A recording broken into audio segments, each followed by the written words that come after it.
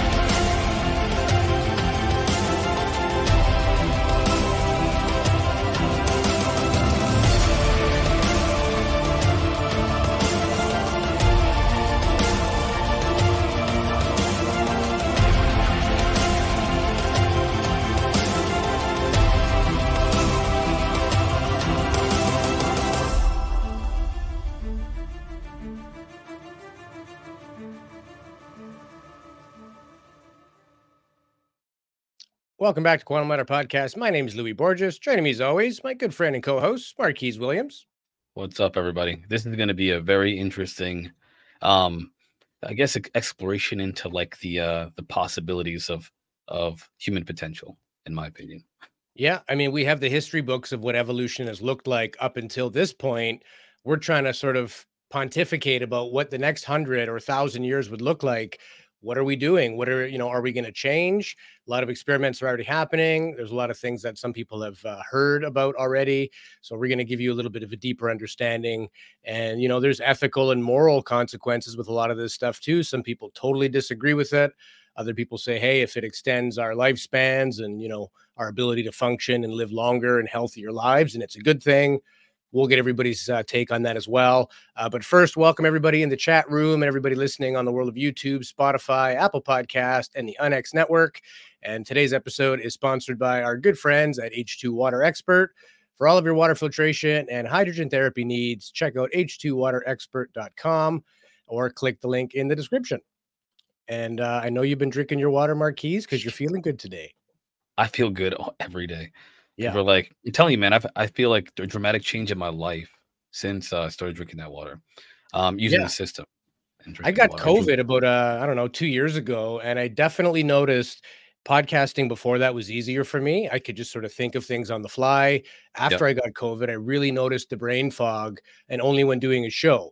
I found that if I wasn't really focused on what I was about to say, I could forget what I was going to say, even just mid-sentence. And that was very unlike me. And all that is gone. I mean, I definitely feel like my old self.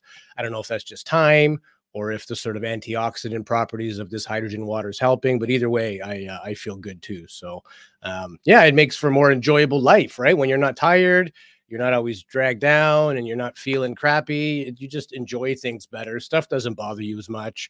And knowing that we're doing something proactive to, benefit ourselves long term. Maybe we don't develop Alzheimer's or something like that as a result, or cardiovascular issues. So, and I love the magic that it's just water. It's just it's just splitting water, and that is the medicine in itself. And I think that that's super cool. So today's show is about transhumanism. I know this is a topic near and dear to your heart. It kind of brings in the worlds of AI, robotics, sentience, ethics, and everything else. So let's get started with a clip exactly on what is transhumanism, and then we can go down the rabbit hole. Transhumanism is a movement devoted to merging human and machine with the goal of enhancing longevity and cognitive abilities. A seemingly noble goal, but raises a host of ethical problems when it comes down to who controls the machine part of you. From Elon Musk's Neuralink to Sam Altman's WorldCoin, Silicon Valley CEOs are building empires based on centralization of power that now extends to our biology. Immunity passports regulating cross-border travel and commerce, WorldCoin's eyeball scans claiming to overcome fraud, all adding personal data data to a closed, centrally managed ecosystem authorizing human activity based on a few decision makers, cloaking their intent with language such as tools for humanity, world, and a .org website does not mean these projects are inclusive or decentralized by any means. The narrative shared with mainstream media rarely reflects the true motives of these companies, which is all about data and control. And if past behavior is any indication of the future, the metrics that matter most for these companies are growth and profit, not privacy, freedom, and well-being of humanity. So I've got thoughts, of course.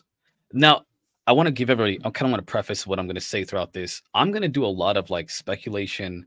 I'm going to talk a lot about sci-fi because for me, when it comes to the potential of transhumanism specifically, it's all in sci-fi. Everything that you can imagine about transhumanism is in sci-fi. The perfect representation of what's possible for humanity, if we were to ever truly step into the transhumanist, way of being, is in sci-fi, 100%.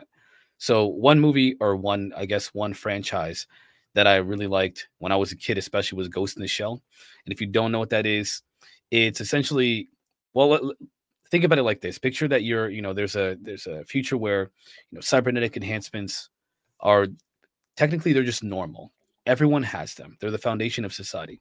So there's this guy, there's a protagonist, the main character, his name's Motoko Kusanagi. He's a cyborg. And I know you're thinking in your head, like a cyborg is a violent, aggressive war machine, but that's not exactly how it is. They of course try to emphasize for the sake of entertainment, the violent aspect of it, but there's more to it than that. So they use these cybernetic enhancements that enhance your cognition. They enhance people's physical characteristics, so your physical performance. They make you more reactive. They make your reflexes better. They make you stronger. They give you abilities through like extensions of your body, like weapon systems and so forth. So yes, they do emphasize in the movie, but they also emphasize a lot of the cognition. So being able to scan your environment and see what's around you, being able to connect with other people cybernetically and transmit information between you and encrypt the information in your mind through a chipset, which we'll talk about Neuralink later on, that kind of talks about how that's possible now, but we'll get there. It's awesome. And it's again another representation, at least the first representation today, of transhumanism. So that's what I wanted to start off with you. Yeah, and we briefly touched on this before when we did our CRISPR and Neuralink episode. We talked about guys like Josiah Zayner on the left here. Biohackers is, their most affectionately referred to term. But essentially, I mean, look at the camera implant in the eye, or LED sensors, or, like electronics and modes of payment, identification, even guys doing CRISPR gene editing on themselves to enhance their whatever. It can go horribly wrong. I mean, he's a pretty smart guy, and he's never injected himself with anything that would kill him. Obviously, he's still alive, but essentially he's an advocate for, we own our bodies. Nobody can tell us what we can do to them. If we want to have cameras in our eyes, or if we want to genetically modify ourselves to be bigger, stronger, more intelligent, then that is our freedom to do that. A lot of other people are saying this can get severely out of hand, and we simply don't know what the ramifications of this gone wrong could be, especially when it comes to things like modifying our DNA. If we disrupt that main basis of DNA, and it gets in sort of the sperm line of things, it's in there forever.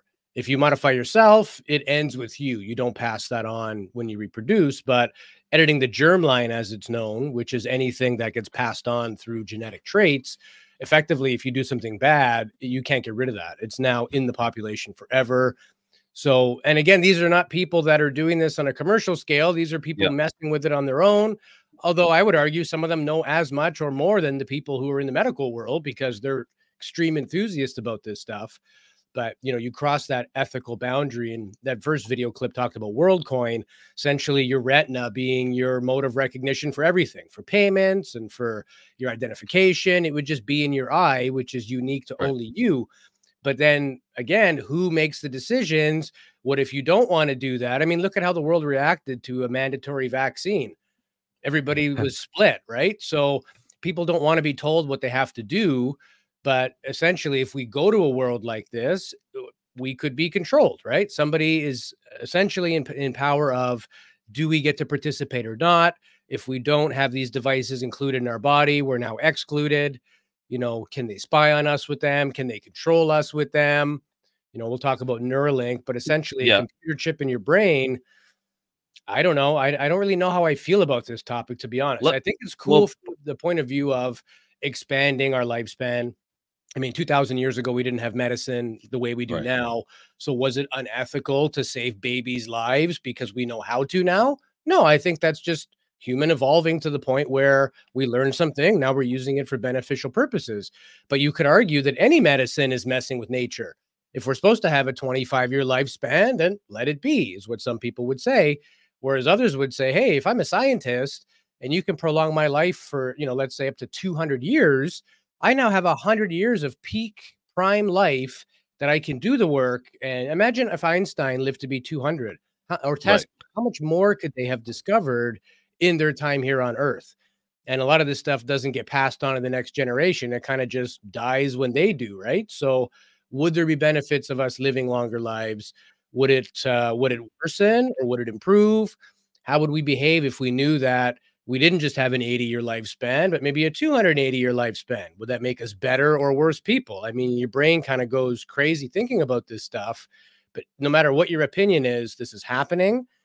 Even with things like organs, you know, is it ethical to give somebody a bionic kidney to keep them alive? I would argue yes. But is it ethical to give somebody all bionic organs to outcompete somebody who's just a natural human being? Maybe that's not ethical, right? It's almost like what you use this for determines whether it's ethical or not. And again, that's just one person's opinion and everybody has one. So I don't really know where I stand with this. I think it's cool. I also think it's terrifying, and time will tell, right? Let me add some, because I've oh my gosh, this is probably, I'm gonna have to contain myself. So just check me every now and then if I get to, you know. I feel like the years and years of like sci-fi, fantasy, you know, novels and video games and movies and TV series have like, this is the time where it's relevant. There is so the idea that you can download your memories is an idea that has been talked about like today, a real idea that's been talked about, where if you were to, for example, pass on, and this is without the life extension for the time being, then all your memories could be downloaded and stored on a device that's inside of your eye that essentially views everything that you do and records everything, send it to an internet, like a cloud service that will be able to eventually recreate you so that your family can see and talk to you again. There's a Black Mirror episode about it. You'll have to check out the TV series Black Mirror. There are a lot of ideas that are in there that are sci-fi, but relevant to potentials of our future of humanity. And that's one of them. So it's a really cool idea for, again, you've lost a child and that child has recorded all their memories. Imagine if you could continue to speak to that child and to see them indefinitely until you pass. Some people might think that's extremely creepy, but to those who want to see, just have one more conversation, see them laugh or play, that's an idea that they would die for. And so there will be controversy, there will be conflict between people who believe it's okay and it's not. But I think ultimately it's like COVID. I think the larger majority of people will probably be in favor of it because there is a benefit that they believe outweighs the potential negative. Like AI today, where there's a loud minority that says AI is going to be bad because, you know, it could destroy us all. It's possible, but the potential for utopian futures are so great that Google and Apple and Microsoft and, you know, Nvidia specifically, they're willing to bet the future of the company of human civilization on AI because they believe that 1% chance of annihilation is worth the chance for the greater potential of a utopian future. There are a lot of ideas, and I don't want to throw them all out right now, but we'll go over them. There are also some downfalls, and don't worry, I've got lots of references for those of you who are like, you know, you're doomers on the AI and the technology and the transhumanism. I got some doomer ideas for you too, so don't worry. I got a little something for everybody. Well, this is kind of like generational, right? If you told somebody 2 generations back that we would have devices like this one day, but yeah, they kind of track what we do and where we go and like what we look What you at. say? They would Yeah. say run like hell. Like that is a horrible idea. But our children who are born not knowing any different, they don't necessarily think that way. They see the potential of this could be great. The issue is we don't own these companies. We don't own the software. We don't get to decide what they do or don't do with our information. That is where the nefarious potential comes in, is who gets to decide who gets to participate in society and who doesn't. What if we could all upgrade ourselves to live 200 years, but it's $25 million to do that? Only the social elites are going to be able to afford that, and the average person will never get that. Is that fair? That if you have money, you could live for hundreds of years. If you don't, well, you're just going to die like everybody else. You know, like, does it become a society even more so than now of have versus have not? And I mean, if I was a billionaire and I had the money, I'd probably do it. But do you not think there are some people in the world that want this to be exclusive? Sort of the Illuminati mentality of things, like, well, we're better than everybody else, so why should the poor have longevity? The poor are disease. Only the elite should have longevity. So I guess I'm for this if it's equally available to everybody and it's not a monetary restriction. But there are still parts in this world without clean food or water. Like, how are they going to get bionic chips in their brains, or, you know, artificial organs to let them live longer and process diseases and things like that? Yeah. We can't even figure out basic needs right now, food and water. So I'm not very optimistic that this computer, you know, human mix is going to be evenly applied to everybody. It doesn't feel like it's going to be an inclusive thing, especially with the idea of like WorldCoin and things like that, you know, your eye becomes your passport. Somebody just shuts that off. Or what if what if there's an error in the server somehow and you get deleted? Now you can't do anything because you're not registered on the system. Like, it just, right. Anytime you put in these things, there are always going to be downsides, complications. We need to think about what happens when, what are the fail safes, right? And is this available to everybody? I'm going to posit one more thing before we move to the next piece of content that we have to share with people. To your point, which is I think is probably the most important thing to think about for everybody, by the way. I think everyone should think about what you just said. There's another TV series called Altered Carbon. Man, it's such a good show. It explores a lot of philosophical implications that you're talking about right now. So in this TV show, it's quite explicit, so not PG-13 for kids, but essentially there's a group of people that discover a tree that was left behind by a non-human intelligence. All right, that's all I'll say. It's a mystery. If you saying that is, you know, ties to, it's a mystery. You won't know until you see it. And they find a way to synthesize the tree bark into a serum or some kind of a technology that can essentially extend your life after death. So you'll live, you'll die, but you'll come back. But only a certain amount of people can have that. However, everyone else, most people, live in the slums on the ground, right, on the surface of the earth, where they can also, if they can afford it, continue to live on. There are a lot of religious implications they talk about where people will not live to be more than one lifetime, but many people want to live to have multiple lifetimes until they can't afford it anymore. They keep their memories, they keep their experiences, they keep all that information, and they continue to live on after death. But in the sky, there's an entire another civilization of rich and wealthy people who essentially maintain and govern the rest of the world, and they've lived many, many lifetimes, and they can. However, it's all uploaded to a satellite.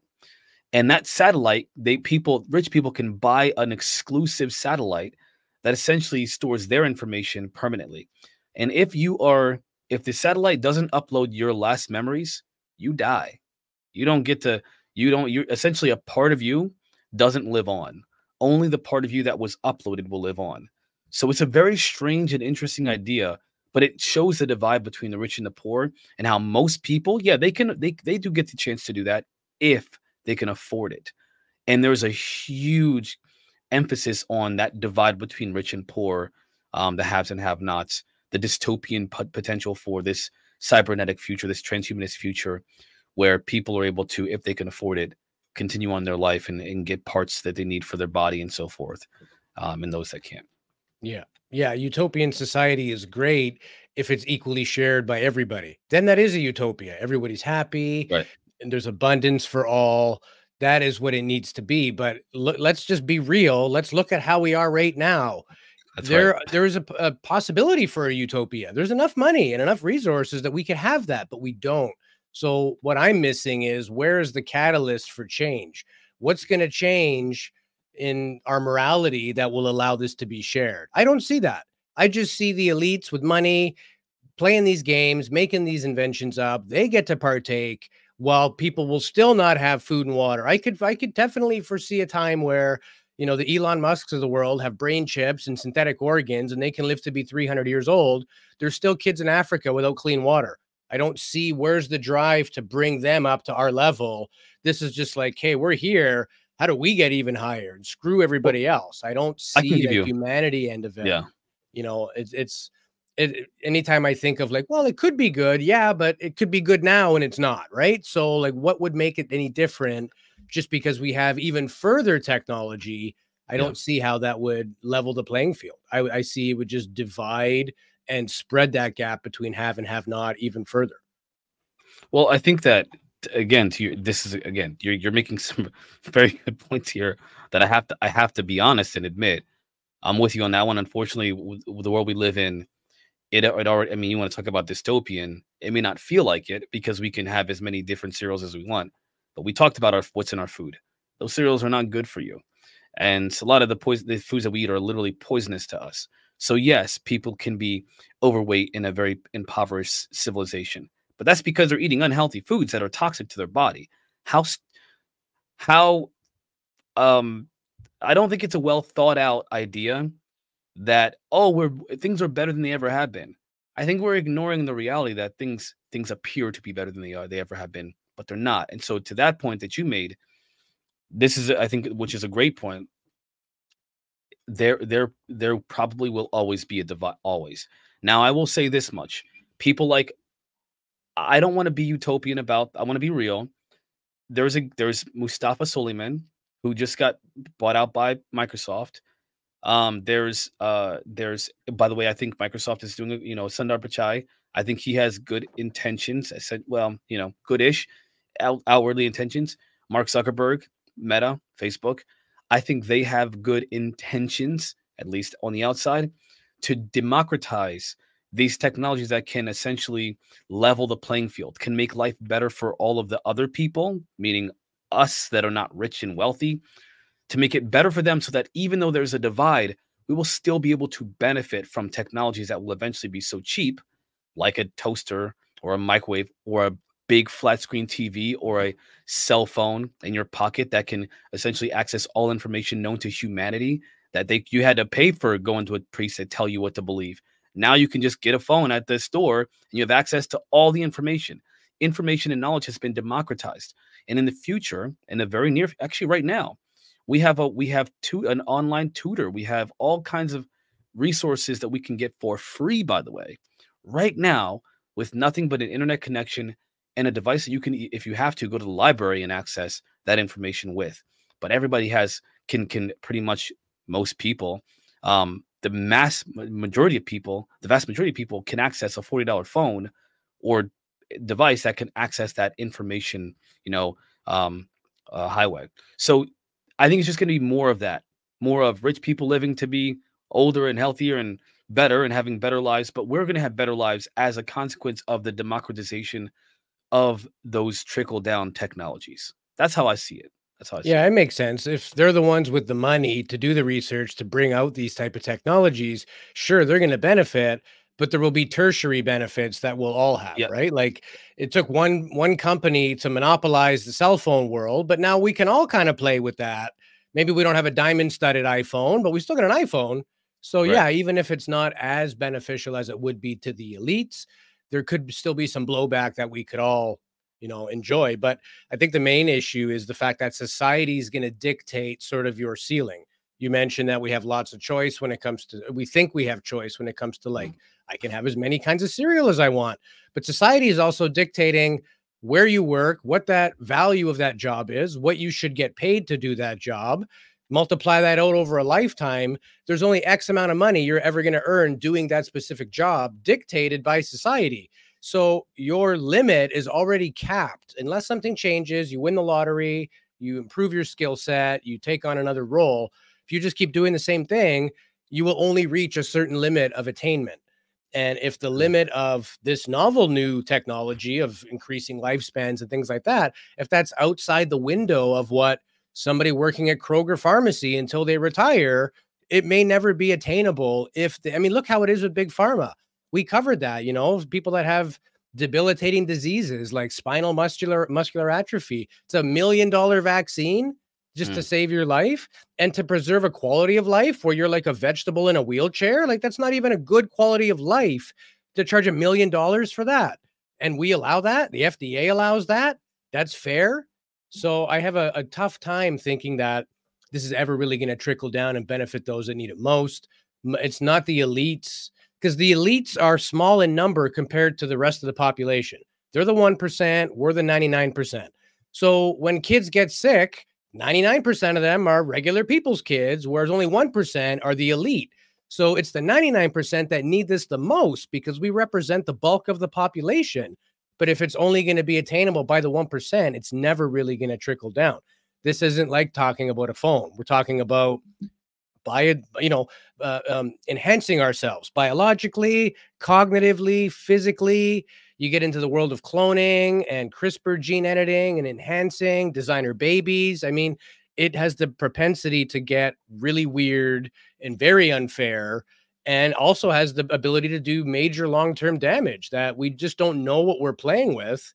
A lot of spiritual people are saying that, we're trying to play God by doing this. This wasn't how we were meant to be. But again, I mean, even if you look at the Jehovah's Witnesses, they won't allow a blood transfusion to save a baby because they don't believe that's natural, right? That's God's will. Right. The baby was meant to die. Fair point. They can, believe what they want to believe. So at some point, we either accept this as, if you are spiritual, okay, God gave you the brain to develop and now discover these new things. That in itself is a gift. Others see that as evil kind of creeping in and messing up the fabric of humanity. We've never had this for hundreds of thousands of years. Now we have it. Okay, it might seem like a benefit to us, but maybe not. Maybe a 200-year lifespan of a person, maybe that just increases the amount of pollution and strain on the planet. Maybe it prolongs things that shouldn't be prolonged, Again, what if your body lives 200 years, but your brain gets dementia after 80? Do you really want 120 years of living with dementia? Like, is that an enjoyable existence? You have to think about all the extra things of this is not going to be perfect. Although they may increase things in certain areas, maybe your body, your mind, maybe your ability to access consciousness or download things or store memories and all that, that might be great. But what does that look like in its initial stages? You know what I mean? Like, I don't want a car with, a rotting body, but the engine runs because I'm going to fall through the floor of the car. Like, I need the whole package. I need a safe car with a good engine with all the parts. A Ferrari with a missing wheel is not a Ferrari, right? So again, I'm a little bit divided on this whole thing. Yes, I think it's good. I think it's good to kind of push the envelope because that's how discoveries are made in medicine and science, is people having crazy ideas. It wasn't 1,000 years ago we thought we were the center of the universe, right? And if you argued that, you could be put to death. That's how, against this type of progress we have been. And now, like you said, we have a much better life. But is it better? What is better? Who gets to define what is better? Better for who? It's better for Sam Altman if we all have this world coin implanted in our eye. But is that better for us? And how do you know? And where's the real info on this? It's hard not to get swept up by the marketing, the hype. And we really don't know. We have to kind of take the word from these people that are doing these inventions, marketing these products. I'm sure Elon Musk will tell everybody they should have a chip in their brain. But should we? Like, who's doing the third-party testing on this stuff? Who's going to go against the Elon Musk aristocracies of the world? They're just going to get crushed, right? Do you really want to poke the hornet's nest when it comes to that stuff? So the issue is this isn't stuff that many people are working on with non-biased intentions. The only people working on it are the people investing money in it and trying to get a profit out of that. So you really have to take them at their word that this is a good thing and here's all the potential benefits. Let's not just go there. Let's think a little bit about what could be the negatives and let's get some sort of cohesion. Let's talk as populations of people rather than just a few of these elites telling us, oh, this is going to be great. This is the next big thing. How do you know what's what if it's just coming from one or two people, right? there was a there was an argument that's been going around. Let me think of one that we can talk about on the internet, not on Patreon. So there's an argument that's going around where there are two opposing beliefs, like freedom of speech, for example, right? There are people who are free speech absolutists, which means they think that you should be able to say anything you want to out in the public. Nobody can stop you from saying it. You should be allowed to say anything you want to. There should be no restrictions to speech in any way. There are a lot of consequences to that kind of thinking, a lot of them. First of all, harassment is probably the most obvious and evident one that would be bad as a consequence of free speech. However, on the other side of that coin is restricting speech that may be hurtful but not truly harmful, hurtful emotionally but not harmful in any real way, any visceral way. Well, like I said, it's visceral, any substantive way. And that means that if you say something like having this conversation about transhumanism, what if somebody was like, oh my goodness, they said something that hurt my feelings, I don't like it, and they can put us in prison? That's not good either. And so to have these two ideas in the public view, I think is of the utmost importance. Now, bringing it back to transhumanism, I think that the fact that there are people who are like, no, it's bad, which I don't agree with. It's all bad. We're all gonna die from this technology. It's gonna kill. That right there, it is important that there are people that do that. It is very, very important, because my fear is that we're given all these promises. It's gonna be great. It's gonna be the best thing. The world's gonna be better. This is what we're gonna do. This is what we want to do. We're gonna make your life so much easier.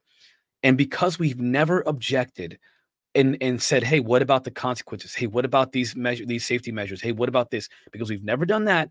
We don't even think there's no precautions. There's no measures that have been taken to prevent the potential catastrophes that can literally end human civilization. And without those two opposing ideas in public view, arguing it out, battling it out, we'd have a problem. And so to your point, I think that what you're saying doesn't even go far enough in resistance to the idea of these big corporations who are promising us all these things. However, I'm optimistic about the promises of these people simultaneously. I know this sounds like an oxymoron of thinking, but that's just how my mind works. I think it's important to oppose, but I really hope for the potential that's being promised. Yeah, like you made a good point there, where these two factions need to battle it out in the public eye.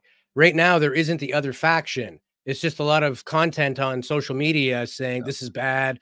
But where is the public gathering? Let's put Elon Musk and somebody who's equally brilliant on the other side. Let's put them in a stadium and let's televise it for the planet to really hear both sides of the argument and let everybody make an informed opinion.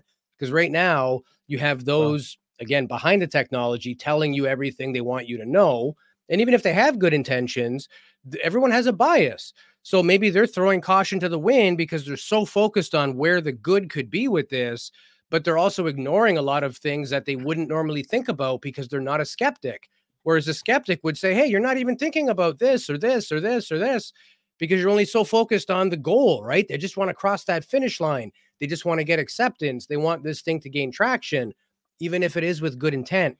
There's no opposing side giving the spotlight for us to really get the goods on both sides of this equation. And a lot of people are forming opinions based on their upbringing, their spiritual beliefs, their lack of knowledge with this.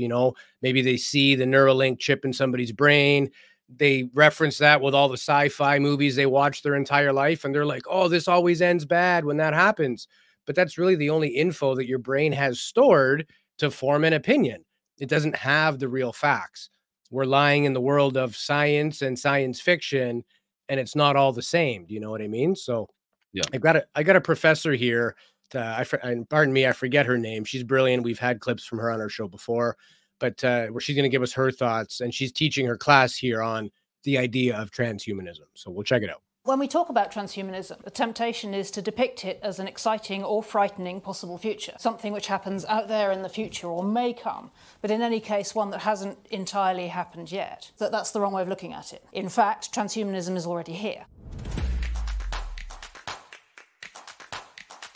I go actually further, I think, than Elise in saying it's so well established that there's arguably no point in having this debate. To my eye, this era began in the mid-20th century, before you and I were born, with a biomedical innovation that radically changed what it is to be human in the human social order, reproductive technology. The pill was the first transhumanist technology. It set out not to fix something that was wrong with normal human physiology, you know, in the ameliorative sense of medicine up to that point. And instead, it introduced a whole new paradigm. It set out to interrupt normal in the interests of individual freedom. At one point, Elise, in your book, Elise notes that avowed transhumanist women are rarer than men. And if I remember rightly, you postulate that this is because systems thinkers are typically more prevalent among men than women. I'd say on the contrary, the reason transhumanist women seem rare is that they're so common they don't read as transhumanists. Nearly every adult woman in the developed world has implicitly accepted the belief that full adult female personhood is structurally reliant on technologies that interrupt normal female fertility. And by the definition I opened with, that makes nearly every adult woman in the developed world a transhumanist. How's the transhumanist era going? The pill was legalized in 1960 in America, 1961 in Britain. So we have more than 6 decades worth of data on how transhumanist practice in that context measures up to transhumanist theory. What I suggest we can infer from the story so far in that instance is that trying to re-engineer our physiology, our nature, if you will, in the interests of freedom, progress, or whatever other name you give, doesn't in fact deliver utopia. Or rather it does, kind of. But it happens asymmetrically. Utopia arrives asymmetrically, depending on where you sit in the socio-economic hierarchy. And where technology is used to liberate us from the kind of givens, such as normal female fertility, that were previously managed pragmatically by social or legal norms, what replaces it isn't a human person, free from nature, but a market in which that nature becomes a set of supply and demand problems. In the case of sex, the transhumanist pill revolution didn't deliver. We got the so-called sexual marketplace, in which normative asymmetries in male and female mating preferences reappear in cartoon form as market opportunities or as strategic weaknesses to be weaponized in a contest for personal gain, or straightforwardly as commodities to buy, sell, or exploit. Meanwhile, if those at the top of the food chain are relatively well placed to thrive in this quote-unquote marketplace, those at the bottom, impoverished, racialized, trafficked, or otherwise vulnerable people, particularly women, are far more likely to become commodities themselves. I would argue further that the same logic will be likely to hold for any other embodied limit you destroy via biotech. I predict that should we find a cure for aging, for example, it won't be universally available. It will be prohibitively expensive, and it will serve primarily as a tool for further consolidating wealth and power among those who can access it. Perhaps it will require harvesting tissue from others. The fertility industry already has a thriving market for gametes, or indeed reproductive quote-unquote services, also known as renting somebody's womb. But so far it's not rich, well-connected people who sell themselves in this way, who sell parts of their body. Research is already being done into blood transfusions as an anti-aging treatment, and you can be sure that should it flourish, it won't be rich people selling their plasma. You'd have to be wildly optimistic to think we can blithely marketize ever greater swathes of our embodied selves without opening new vistas for class asymmetry and exploitation. And it makes no sense to argue that we will stay well protected against such risks by moral safeguards. At least not within a transhumanist paradigm, because transhumanism itself requires an all-out assault on the humanist anthropology that underpins those moral safeguards. You can't have transhumanism without throwing out humanism. Here I do quote directly from you. If people are just ape-brained meat sacks, and we're urgently in need of upgrading our ape-brained meat sacks, what possible reason could we have for objecting to a market in human organs, or infanticide, or genetically engineering the masses to be more docile? All of these are only repellent when you hold them against a humanist anthropology. So if you're assaulting that anthropology in the name of humanist values, upgrading us, so in the name of compassion or kindness or freedom or lives lived in greater dignity, I submit that the project is unlikely to work out the way you think it will. So in sum, we're already well into the transhumanist era, but the story so far suggests that far from delivering utopia, what it mostly delivers is a commodification of the human body that disproportionately benefits those who already have power and privilege. I don't think we can put this back in its box, but to my eye the proper response to this era is not stamping our foot on the accelerator, but a twofold resistance, or perhaps even just a twofold note of caution. Firstly, in retaining a humanist anthropology, in defiance of all those currently sawing away at the branch we're sitting on. And secondly, in mounting a vigorous defence of those without power, now increasingly at the sharp end of biotech's unacknowledged class politics. Thank you. So we found the lady who needs to be in the stadium with Elon to debate this. Yeah. I agree with a lot of what she says. I have the same... I'm not as pessimistic about that. Like we need to, aberrantly, slam on the brakes. because we've already been playing with this, right? She's absolutely right. The pill is a transhumanist device. It is changing the natural course of anthropology, deciding when we will reproduce, when we will not. We are already playing God in that sense. We've just been doing it for 6 decades now. We think it's no big deal. But we literally need to look at that as the basis for all of this, because everything has come out of that, right? At first, people, violently oppose birth control. It's not right. It's against God's will. Then people start realizing, hey, for population and things like that, this is good. And also, delaying these decisions allow people to become better parents instead of having children at a younger age or things like that. So we're okay with that now because enough time has passed. Now we're looking at, images of people with cameras in their eyes and things like that. And we're like, that is ludicrous. No way. Really? How different is this than birth control? We are just playing with what the natural machine is and enhancing it, changing it, making it preferential. But I share her sentiments on the fact that it is unlikely to benefit those at the lower end of the money scale. This will just continue to be that same divide of have versus have not. Like she said, there aren't rich people donating plasma. It's the people with no money donating plasma, organs, all these things. In India, there's the largest population of people missing a kidney in the world. People are literally selling kidneys, sometimes under dissuasion, not realizing that, hey, you're 20, you're not going to live a full life if you only have one kidney. But, they get into these loans where they're generational, that you may be paying a debt from your grandfather, and what other way is there out? So they see it as almost like a martyr, where if I can do this small thing, I can help my family. Maybe somebody else can carry that torch and not be sort of bonded by these shackles of debt or other things. And it starts getting to be pretty sad, right? With, the people that have the ability to play and those that have to sort of be victim to that just to survive, like that becomes a market in itself. So I know you've got a lot of thoughts on what she said. I could see you reacting while she was talking. What do you think? First of all, listen, I don't normally curse, but damn, she is master. That woman that was powerful. First of all, she's a boss. She was on. That was fantastic. I'm salivating over that talk that she gave.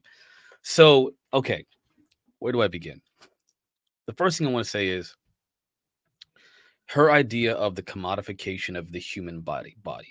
I'm bothered by that comment because I think it is a very doomer kind of like, there's a very pessimistic view of what she's calling transhumanism.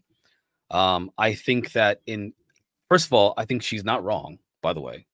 I just think that the way that when she's applying that to what's happening now, I think there's a disconnect between that.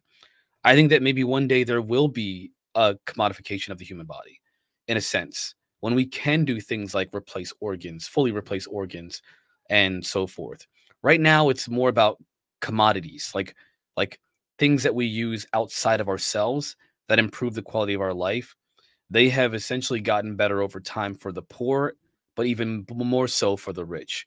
The rich do things like they're able to do things like get away from technology and go to the beach for a week, go on a vacation to a remote island for a month, spend 2 months in Hawaii just to meet people and interact and just do whatever. That's the kind of stuff that they can do that brings them to to a more humanistic enjoyment of life, where they're able to do things that enrich their life, their quality of life, truly enrich their quality of life. They're not actually putting on bionic suits and replacing their arm for bionic arm parts to make themselves stronger, or they're not doing that. They're doing things that bring them closer to their humanity. They're able to do things that bring them closer to their humanity. So I worry about this idea that the push for this technological revolutions, that what we're doing is we're going to continue to create that divide in a way that not only continues the rich and the poor divide, but doesn't allow us to close that gap, or at least raise the ceiling. They'll always be higher than us, but at least we'll still be improving. I worry about that with conversations like she just had. And the other thing is like the idea of companionship. I don't remember now off the top of my head, there was a study that was done, and it's been done several times over the course of this last decade, where the loneliness in men and especially in America, is a genuine problem. The loneliness and mental illness and depression in men has been overlooked. And so even though I don't experience this stuff, there are a lot of men that do. And there was a guy, this is controversial, so please excuse me if this is sensitive for you. But there was a guy who went into a massage parlor. He was, paying for services, extra services, and he slaughtered people in that massage parlor. Slaughtered them. Now imagine that they were bionic, or they were androids, robots or whatever, that were lifelike. They had artificially intelligent, brains and thinking. They could essentially adopt whatever behavior that you want, and they could personalize the experience to a guy. Now listen, that's, to me, I'm not really into that, but there are literally millions of men who that's all they have.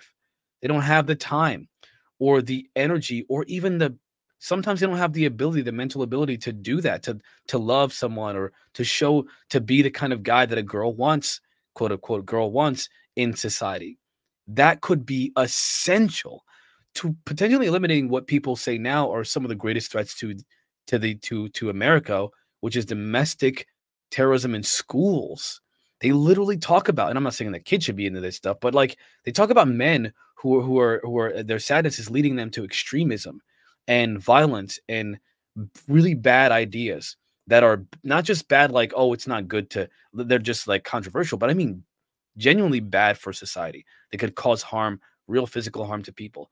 If you could eliminate that by, if you will, creating a brothel for artificially intelligent robots all over the nation for men who can't they can't do it. So sex robots are the cure to all our problems? Is that what you're saying right now? Yes. Okay. For some people, yes.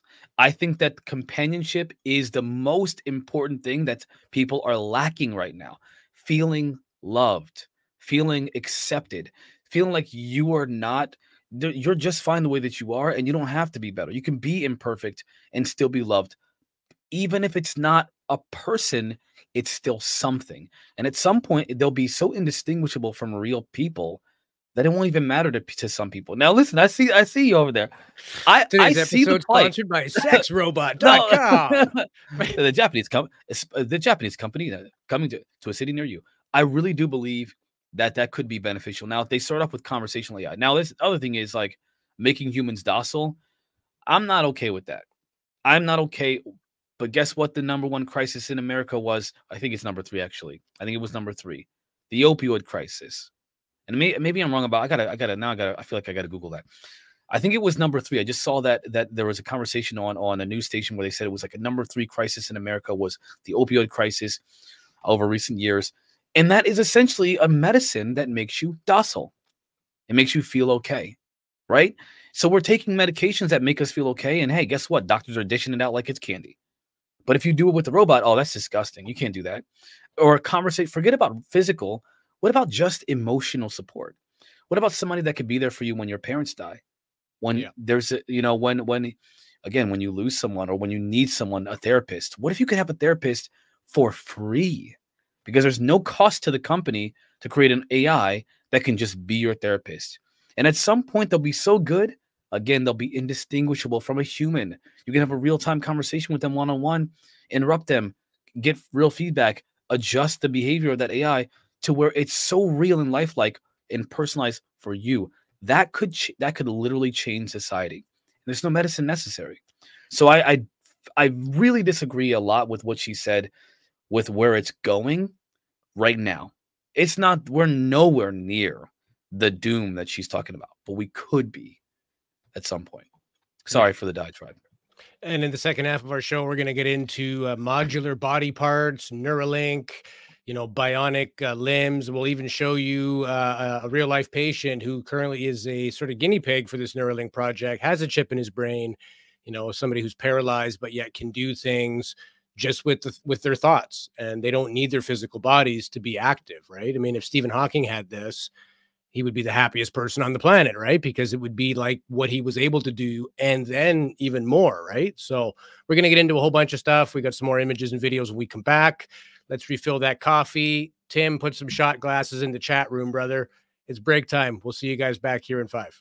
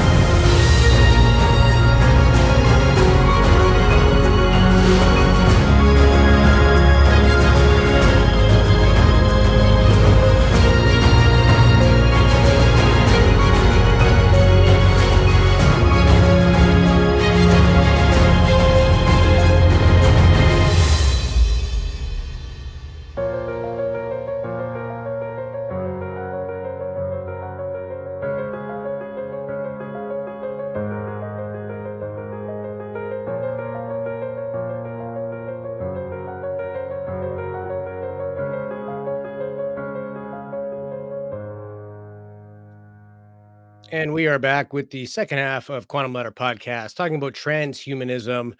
What defines being a human being? Should we play with this stuff? Should we not? And, we've seen images like this, AI or otherwise, seem kind of benign. Okay, you want to put a device in your wrist or in your hands or something like that. But what if it now gets into your brain? This is legit, folks. This is happening right now. Let's talk about Neuralink. I know you're a big fan of this, Marquise. We did an episode on this. So if you love this topic, check out our Neuralink episode that we did. But yeah, now we're dealing with essentially microchips implanted in people's brains with the sort of precipice that this is good, this is beneficial. But what if it comes down to things like controlling your mood, controlling your minds? What if you could hijack somebody's brain and turn people into soldiers of your own creation, right? Like, there's a lot of bad that can come from this, not just the good. So what do you think? You're sort of the Neuralink expert here.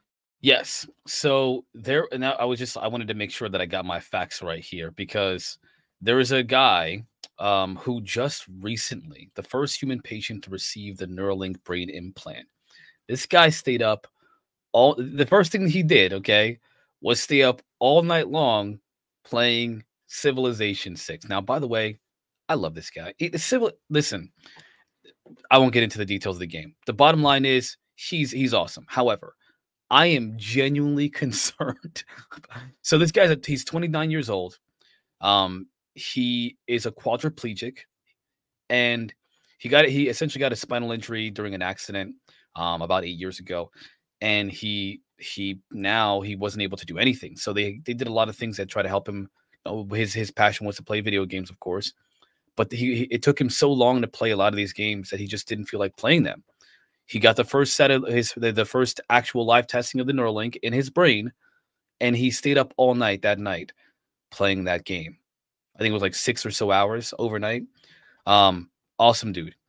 Now, my concern, of course, is that what happens if now Neuralink, by the way, it essentially gives him the ability to interact with a computer using his thoughts. So he could move the video game around, select things and make decisions just by thinking about them, because he's a quadriplegic. He can't use his hands. Everything from the neck down, he can't do anything. He can't feel anything. So that was for him, that was a big deal. It changed his life. Personally, I believe that this is going to be a technology that, at least initially, will be beneficial for people in his situation. People that have limited, extremely limited, or no mobility whatsoever. And they, in order to just have a regular, some kind of quality of life, some kind of life at all, they need to have something like Neuralink. I think it's okay. I think it is their decision. And I think that it could be helpful to them. Clearly, the first night he did, it was helpful. I obviously have my objections, one of which, the most notable, is what happens if there's an electric storm, a thunderstorm, or what happens if you don't pay your monthly fee and they shut you off, and now you can't enjoy that quality of life anymore. Yeah, that is also a concern. I think more likely that's a concern. I'm not even going to try to put that away. I think that more common, because probably there's going to be some kind of either payment plan or some kind of agreement that, hey, there will be a payment plan. 100%. Well, more like some kind of a process that doesn't rely solely on how much money you can pay. There has to be, maybe you're a tester, maybe you're I don't know, maybe as an experimental thing, you're just a person that does the testing for it, or maybe you qualify for getting Neuralink and there's no monetary tie to you having it in your brain. I don't know. I think initially, I don't think the payment's going to be is the issue. I think it's more about the necessity for the patient themselves. However, in the future, yes, there's going to be that problem. We're thinking 3,000 years into the future. Ray Kurzweil, who I'm going to talk about, hopefully, if we have time, Ray Kurzweil thinks that we're going to experience, this singularity, which, by the way, his book Singularity is awesome. Among other books he wrote are very good. He thinks that we're going to have a singularity by like 2035, I think it is, which isn't that far away. He thinks we're going to reach AGI by 2029. AGI is artificial general intelligence. And if you don't know, Ray Kurzweil is a futurist. He's talked about things. He's a thought leader in the futurist, field. He's all over the internet. Look him up. I don't have a utopian vision like he does. He's very utopian about it. But it would be nice to know that Neuralink is going to be something that can help the extremely immobile and the people that are on the extreme versions of human limitations. My fear is big pharma gets a hold of this. I mean, like, let's be honest. We are a chemical cocktail, most of which is produced by the brain. So for somebody who's bipolar or has an issue of chemical imbalance, what about a device in your brain that could stimulate different chemical productions? So now you're not taking a pill. You have a device that can just trigger your brain to make dopamine or things to make you feel better. But again, what if you don't pay for that? What would you do? Who would you rob just to maintain feeling good versus hearing voices in your head? What if the price of that begins to exceed your means? Just like a lot of things now, like food or gasoline. You know what I mean? Somebody else is setting this market. They have the ability to manipulate that market. You're going to have these peaks and valleys. You're going to have justifications as to why the price needs to go up. Again, it just seems like it's going to get into the hands of a lot of things that we have right now, where if you can't pay, oh, well, I guess you just die, or you don't have an enjoyable life, or, pensioners can't make enough pension to pay rent. Well, I guess you got to work until you're 107. Like, nobody's caring about that. So my concern is that this is all great, but we have a sociological problem. Humans are basically greedy, and we think about ourselves before we think about others. Until that changes, we cannot truly be responsible with technology like this, because we're irresponsible with things that aren't even at this level. So this is like a baby playing with matches. They don't know what they don't know, right? They don't know the potential danger. It seems like it's all fine and well until the house burns down. I could see this becoming a massive dumpster fire in the future because of the inequities we have on this planet. If we don't fix the way we think, the way we treat each other, the way we operate as a civilization, this is like, Kardashev scale stuff. Only way we're going to get there is if we collectively work to get there. So yes, this is great. Yes, this will probably happen whether we like it or not. But I think we have a major ethical obligation, and everybody has an obligation to sort of educate themselves on these topics so they know what's what when these things start to become more prevalent, right? And we talked earlier about, making the human body a commodity, people willing to sell kidneys because they're impoverished, and that could be like 5 years worth of wages if you just sell your kidney. But what if we could get to a point where we don't want another human kidney? We want a bionic kidney. We want a better kidney that doesn't necessarily have to come at the expense of somebody selling their kidney. So there could be a way of doing these type of things ethically. But just to touch another bit on Neuralink, I got a video clip here, just kind of diving into it a little bit further. So we'll check that out. Elon Musk has created a company, has a company now called Neuralink. And it is the first chip that is designed to actually interface in the human brain, where neurons are actually interfacing with the chip to connect the human brain to the hard drive of a computer with no physical connection, with no wires. It's like kind of like a Bluetooth. Right. Now, your thoughts become manifest and operate. Now, to a young person who has not been taught about their bodies, their relationship to their bodies, and how rare the human potential really is. When they hear that, they say, sweet, who wouldn't want to game without touching the keyboard? But Elon Musk himself, in an interview recently, this is fascinating. He said, as a businessman, I have to push the edge of this technology so that we can stay ahead of our competition. He said, but we need, not me specifically, our industry needs to be regulated. He says, I'm afraid. He's been saying this for years. Of where this is going. Yeah. So all of this is leading to, and it's a term you just mentioned, what is called the transhuman movement. And this is a new term. It means different things to different people. Technically, there are 3 levels of transhumanism. Transhumanism is, to varying degrees, replacing our natural biology with technology. You are on mute, my friend. I'm going to disable your mute button. You should disable it. Yeah. So there's a couple things. I have some like allergy issues, so I'm trying not to make noise whenever I have the. So anyway, there's a couple things that I have an issue with this idea. The first issue is, people are like, oh, we have to be more in tune with our humanity, and we have to be more in tune with each other. And I don't know this guy's thoughts about his philosophy on civilization, society, and so forth. I don't know them.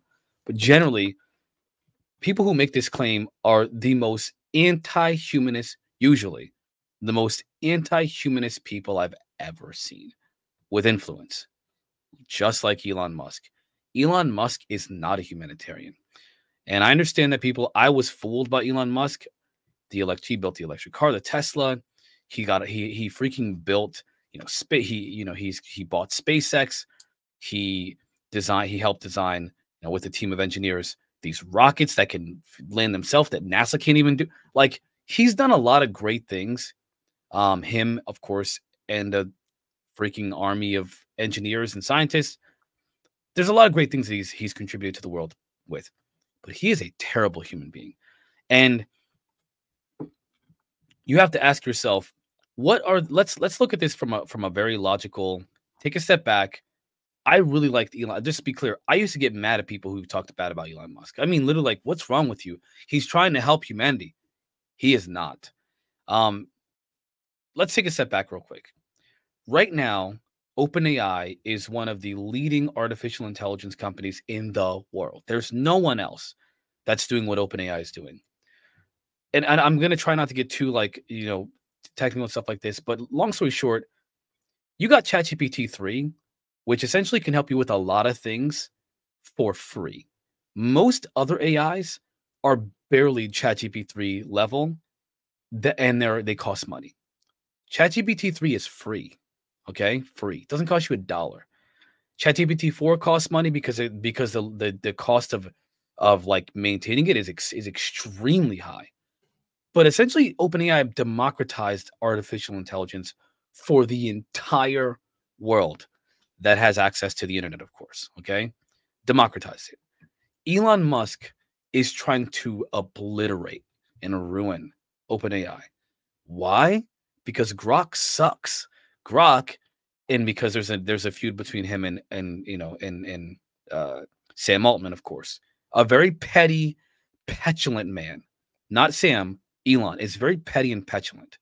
He filed a lawsuit against Sam Altman, and just as a gesture of like, look what I'm gonna do to you, and then ended the lawsuit with okay, change your name to Close AI, and I'll drop the lawsuit. Petty, petulant man. Like, you can't get any more. We're talking about the future of humanity being affected by these companies. Why are you doing this? What is the point of what is the gesture here? He bought Twitter because people were roasting him on Twitter, and he didn't like that. So he bought it. Then regretted his decision and tried to get out of the deal, and now he's running it into the ground under the guise of freedom of speech, which he's not, because he canceled the Don Lemon interview because he didn't like the speech that was being given in that interview. Mm-hmm. He is not what he appears to be, guys and gals. Please just pay attention to who this guy is. My frustration is that these people who are like, oh, yeah, it's going to destroy us all. They're focusing on the technologies that are helping us, not the ones that could hurt us. They're not talking about the ones that could hurt us. They're focusing on the ones that could help us, like OpenAI, for example. Like Microsoft, who's working on a lot of applications for the general public. That's what they're focusing on. And that's my concern. Imagine if, for example, there would be we're all struggling for money. Okay. We're all struggling to stay alive. We're all working a 9 to 5 or a 9 to 9 for some of us. Just to stay alive, not even to thrive for the most part, just to live. Imagine if you can work a 9 to 11. And I mean 9 a.m. to 11 a.m. 3 days a week. And that's all you need to make the same amount of money you're making now, but that's all you have to work. Because AI and other technologies have essentially coalesced in a way that frees humanity to be able to do exactly what that man was just talking about. Experience just being human, having the human connection, spending time with your family, exploring things, doing things. Because now you're not spending a third of your life working and the other third of it sleeping and the rest of it trying to figure out how to maintain the first two. Like, You know, like imagine that. That's the future that these people are trying to get to. And you got men who are claiming that and women who are claiming, oh, you know, these are the things that are going to hurt us. These are the things that will literally help us. And that's what they focus on. My frustration is with that. I hate that so much because there are dangers, but we're not focusing on the dangers. We're focusing on the ones that are trying to help us. I don't get it. I don't understand it. Yeah, and basically it's what I was saying earlier of who gets to decide. You mentioned characters like Elon Musk. These are the guys putting forth the money. So we're literally letting them become the MC of the party, even though they are trivial, petty people. Like that's not, these need to be people that are dedicated to helping humanity, not necessarily. I get it. If there's no money, the board of directors isn't going to vote in favor of doing these projects. It has to be profit driven. So it's never going to be a truly altruistic thing.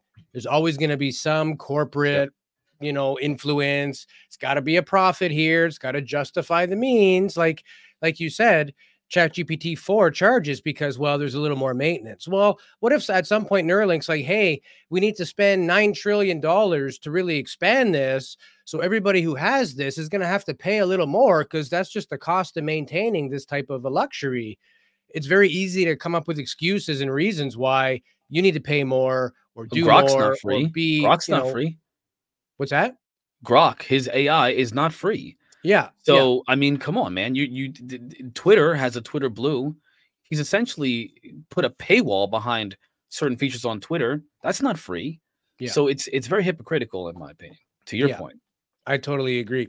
And you know, outside of things like Neuralink that maybe could help somebody with neurological disorders or help people control things with their mind, paraplegics, things like that, there's also this move of enhancing humanity, expanding our lifespan, bettering our organs, things like that. And there's something called the 2045 initiative, which is what, 21 years from now. So let's check this out to see what 2045 some people think is going to be like. Have you heard about the 2045 initiative, a non-profit organization with hopes of extending the human lifespan using artificial intelligence? Started by Russian billionaire Dmitry Iskov. He claims he can make all humans immortal.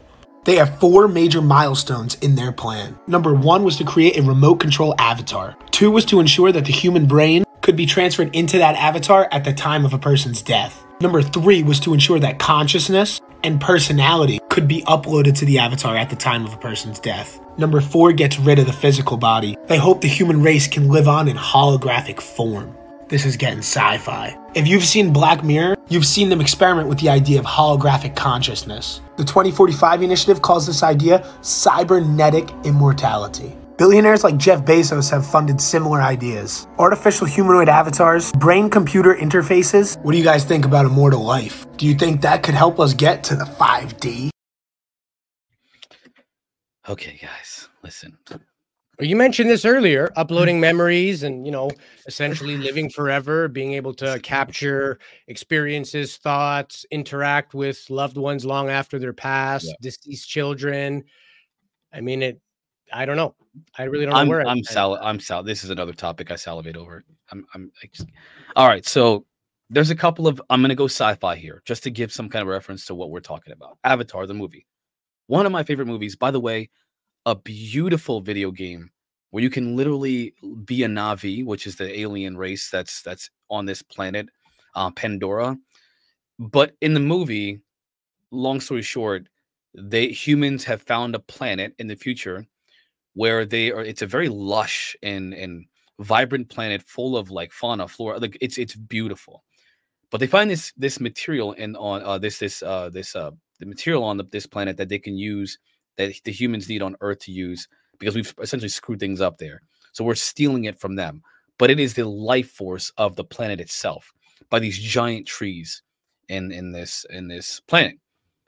So their consciousness connects to this tree. Their consciousness through these fibers that are like external nerves that can connect their consciousness to the tree and other animals and so forth.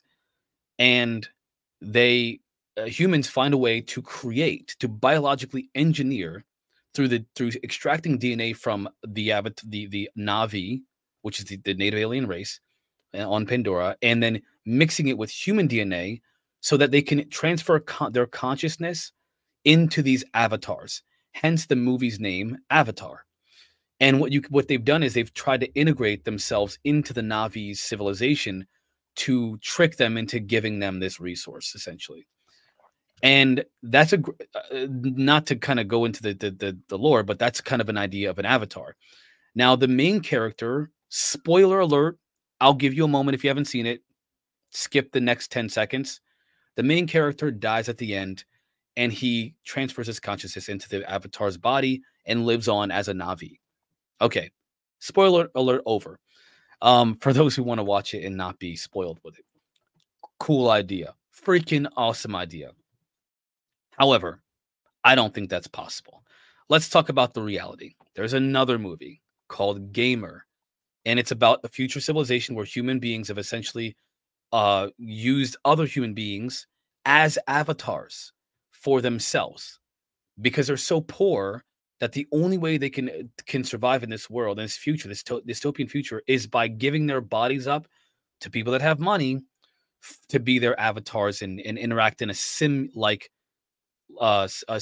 environment. Now, Sims is a video game where you essentially simulate real-life human beings. You get a job, you build a city, whatever.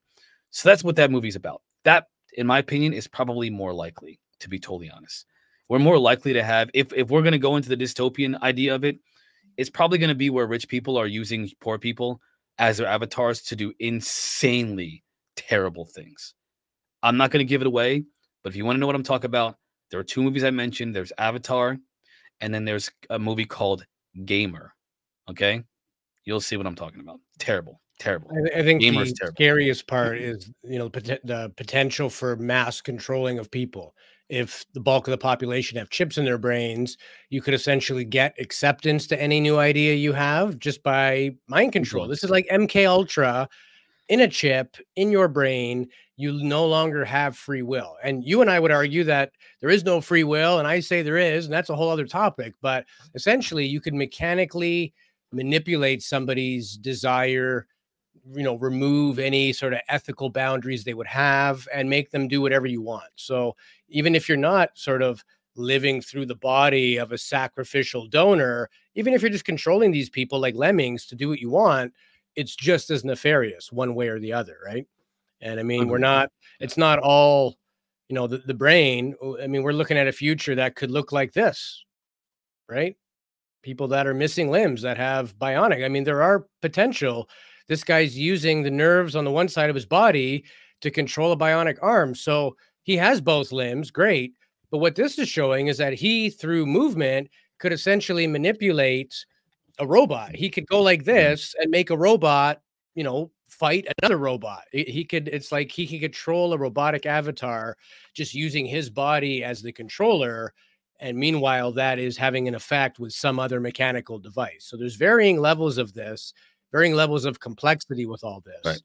But so Facebook and, by the way, Facebook and Google are working on technologies that are more tactile, and so they're working on technologies. I should say Meta, sorry, technologies that instead of putting something in your head, these technologies are using artificial intelligence can essentially predict intuitively what you want based off of subtle movements on the skin, and subtle electrical signals under the skin, but only on the surface, like from external devices. So like putting a ring on that can sense internal stimulation into your body and then do things or whatever. So you don't need to put something in your head. I see absolutely no need to put anything in your head unless you are the extreme, like a quadriplegic, something like that. Other than that, I don't see the need. I don't see that. Well, look at smartwatches. There's so much information they can glean, right? Your biometrics, your heart rate.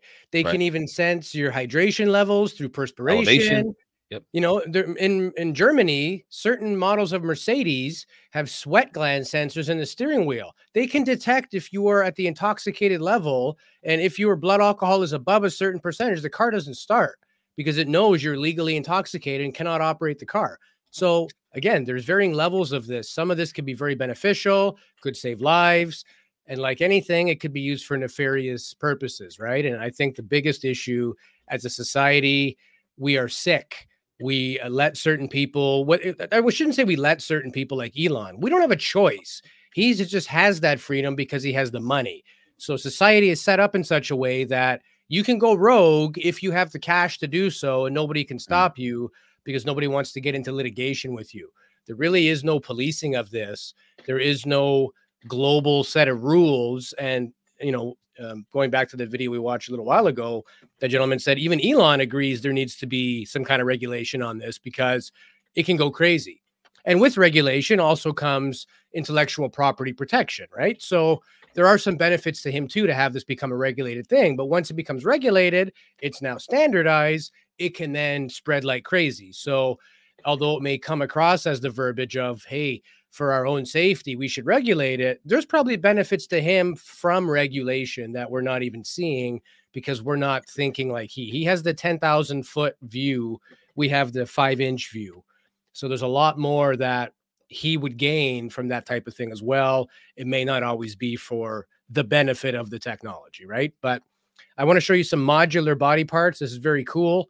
And I'll get your thoughts in a minute here, Marquise.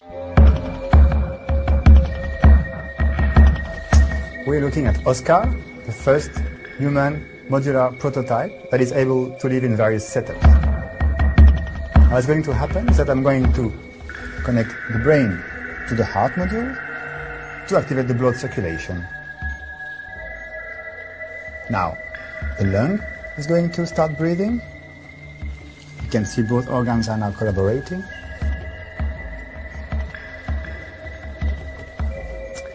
I can add a kidney module. And if I add a limb module, I start actuating the organism to move. Now it's looking for the optimal temperature, which is 37 degrees. If I add another limb, Oscar will recognize it and beneficiate from new possibilities.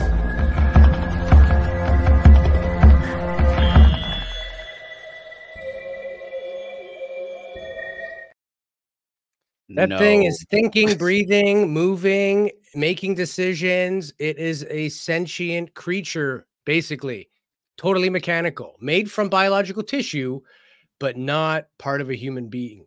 So what do you think about that, man? That's I'm weirded out, right? That's creepy, dude. So okay, so a couple things. Boston Dynamics is my I defer. So I'm gonna do two things here. First of all, Boston Dynamics has shown that that's imagine if Boston Dynamics implemented that technology into their robotic technology, and now you got like a real Android looking, human looking, decision making, like world interacting. I'm not okay with that. That's weird and creepy. They're gonna have to show me a better demo than that, because that's amazing, but like in a terrifying way. Yeah. I want to mention something too, by the way, because there's I once saw this this documentary that talked about smart homes and how, and I don't think this will ever be a democratized thing. I don't think this will ever be. It's possible now, but like you got to be rich to have this. Where like, oh, your audio is gone. Your audio's good now. And there was this this AI that essentially was always watching everything in the home. And when this person walked into the home, the AI saw through cameras, saw this person's eyes, detected that that there was an issue with their diabetes, that they needed to take their insulin. They detected how much they needed to take by telling the person to go to the toilet, and they urinated. They could sample the urination, tell them what exactly they needed to do, administer the dosage through the internet in their home on a device on their arm that injects the insulin into their arm. All this was done by the person walking into the home. They didn't have to think about it. It just happened. And the AI was like, hey, your insulin is whatever. Go ahead and use the bathroom, and then we can determine what we can do for you. Goes to the bathroom, boom, it's done. There are these machines that you can walk inside of, and they can essentially diagnose you with the medical condition. And then and then give you suggestions on a treatment. This is happening. This is something that's available today, by the way. This is available today. Yeah, med beds, medical beds. Yeah, med beds. We talked about that, I think, a little while back, but there's a lot to talk about with that med beds, which we don't have. We haven't done a lot of research on that in the moment to be able to present the totality of what those represent. But they are phenomenal. The idea that we can essentially use technology to diagnose us. I mean, there's an AI that can look at your eye and tell you whether or not you have certain medical conditions by observing blood vessels in your eye, and somehow it could determine that you have certain medical conditions. Amazing. But to your point, it's not democratized at all. This is not something that it wouldn't take much. It takes a couple minutes, but they're not everywhere. They're not all over the place. They're not at there's not a kiosk, a medical bed kiosk at every hospital. I've never seen one. Yeah. So at least for the moment, they're not democratized. Now, when it comes to that creepy little video you showed, no. No. What's wrong with the pink legless chicken crawling across the table? That's what it looks like. What the heck? That's creepy, dude. No. I'm going to play one more time. I want to see that one more time because I literally saved that video clip, and that's the first time I watched it. So let's check this thing out one more time. We're looking at Oscar, the first human modular prototype that is able to live in various setups. Now what's going to happen is that I'm going to connect the brain to the heart module to activate the blood circulation. Now, you can see it. The lung is going to start breathing. You can see both organs are now collaborating.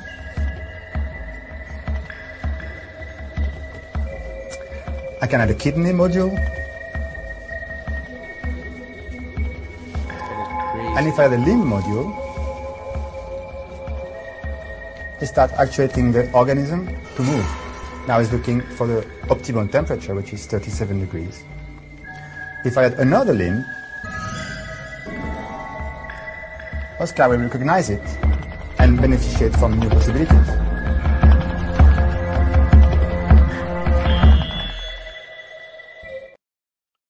That is going to go all wrong. It's going to go all wrong. It has to.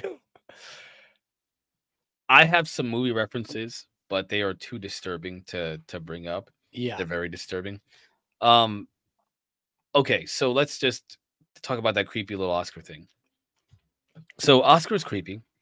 Amazing. I don't know why. First of all, why do they do that? What are you doing, dude? Like, what is the purpose of creating a... That's just Frankenstein in the modern day era. That's all. Why though? What is the purpose of doing this? I can't imagine what they would. I can imagine an android that has internal organs that essentially function like human, like that. You know, that they have like these modular compartments you assemble, and then it does human-like behaviors and stuff like that. I can imagine that. I can't imagine why though. Like, why would you need to do that? Well, maybe you could put a module in the brain that would not, it would tell your body and your sort of immune system not to reject that organ. So you wouldn't have to be on anti-rejection medication. Maybe it's like plug and play. You need a kidney. We've got a kidney. And a lot of this could come down to growing those parts out of your own tissues. Therefore, your body would not reject it because it's your DNA. It's your own organ. You've just grown an additional kidney to replace the bad kidney that is failing, and it doesn't require a donor or somebody else to sacrifice. It would be your own tissues. You got a hole in your heart. We could grow you a new heart with just some, basic DNA swabbing, a petri dish, 6 months worth of time. There is another brand new heart, same size, same everything, basically 3D printed out of your own flesh that could run with, and that little pacemaker thing connected to it, right? Like that could be very good. It could also be horrific because you could literally have some kind of cyborg that you blow its arm off and it just plugs another one in and it's good to go. Flesh and bone creature, able to think and breathe and replicate and reproduce. That it could go all bad. So why, first of all, you should have been the guy to invent that, because if he would have presented that, I'd have been like, wow, that's cool. That's not what he did.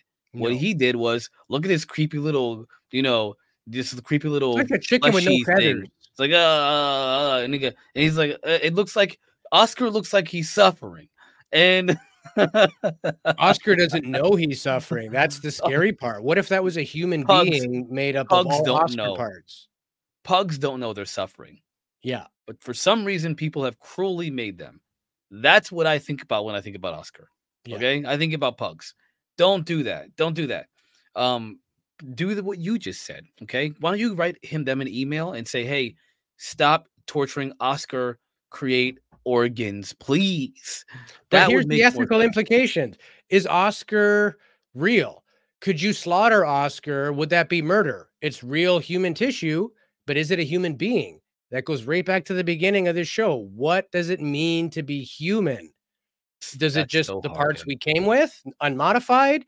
Is it a human with a bionic heart? Because there's a difference, but if you need something because you're dying, or if you want something to be enhanced to be better than somebody else. Can I win a gold medal because I can swim harder, faster, run longer, because I have a better heart? I have, organs able to convert more oxygen in my system. Is that now fair? What does it mean to be human? We're having this debate right now in the transgendered world. Should transgendered athletes be able to compete with the other gender? People are saying, well, it depends when the hormone therapy was administered. And in some cases, it's not a benefit. But if you look at foot or hand size in swimming, even if you are on female hormones, you still have the larger feet and hands, which gives you a benefit. That won't change just because you're going on hormone therapy. It's a very complicated topic. There's many opinions, many biases. But again, this all goes back to that question. What is a Homo sapien sapien? Is it just a base DNA? Is it anything outside of how we were 200,000 years ago? Is that an abolition? Like we're not allowed to do that? Or what is ethical? What is not ethical? There's no right or wrong answer to this, but these are the type of things we have to think about, because every time we move the line, somebody's trying to reestablish a new line. And then even if we accept it, the ceiling raises, then there's another line. So where do we draw the line, I guess, is the big question. And if we're not aware of any of this stuff, it's happening in the dark. And don't think that other countries aren't already doing nefarious things with this technology. We'd be ignorant to think that, oh, this is just that guy with Oscar. I'm sure there's 100 variations of Oscar. I'm sure there are full-grown people, clones, modified with these kind of weird organs, interchangeable organs. If somebody gets killed on the battlefield and I lost an arm, can I take his arm and now I'm good to go? I mean, this is literally but this is what the next 100 to 1,000 years is going to look like. We will be faced with these questions ethically, morally. Our kids and their kids are going to have to really give this some thought, because Pandora's box is open. This is already happening. So we may be pontificating about the philosophical implications of what it means to be human in relation to transhumanism, but I will say that it is that pontification that sets the stage for what eventually will become, again, to your point, our future. If we don't have these conversations, then somebody else is going to decide this for us. And you said that earlier, and I agree with you 100%. I think that you presented a really difficult, at the very tail end of this conversation of our show today, you asked a question that is an entire episode in and of itself. What does it mean to be human? That's a whole episode. Yeah. I just want to say something about that. So I get frustrated with people who say, it's not necessarily a person, it's a comment. But they say, oh, there really is no difference between us and like animals. There really is no difference between us and nature and trees, because we're all connected. We are, by the way, all connected. However, there are clear differences between all living creatures. It doesn't matter what creature. There are clear differences. If we were to think in terms of how we conduct ourselves, that there are no differences between us and other things, we would die. Because you need to have that understanding of difference to survive. We talked about this with Deb, right? With Debs, where it's like, you don't walk into a lion's den like we're all one. And because you're going to get eaten by the lions. They're going to eat you. You don't walk up to an elephant and say, we're all one. It's going to trample you, especially if its children are around. Like, within reason, the statement we are one there are levels to that statement. On one level, on the very base level, everything is subatomic particles, bouncing just in space, all connected in some way, right? Entanglement. There's no entanglement. There's a quantum entanglement at the base level of reality, at least as far as we theorize. So it's like, yes, there are atoms, and the density of atoms are what determines the difference between all things, but technically we're all the same. But like, if you were to sit here and act upon that, you would wither away and die, because you have to walk around things, and you have to interact with things in your environment, and you have to eat and sleep. Like, it's ridiculous to think that you can think that on all levels, because that's nonsensical. So what does it mean to be human? I have no idea, but I know it's different. I know it's unique. I know it's different. We have the ability to influence literally all things in existence, whether it be on this planet or somewhere else. Like, nothing else is doing that.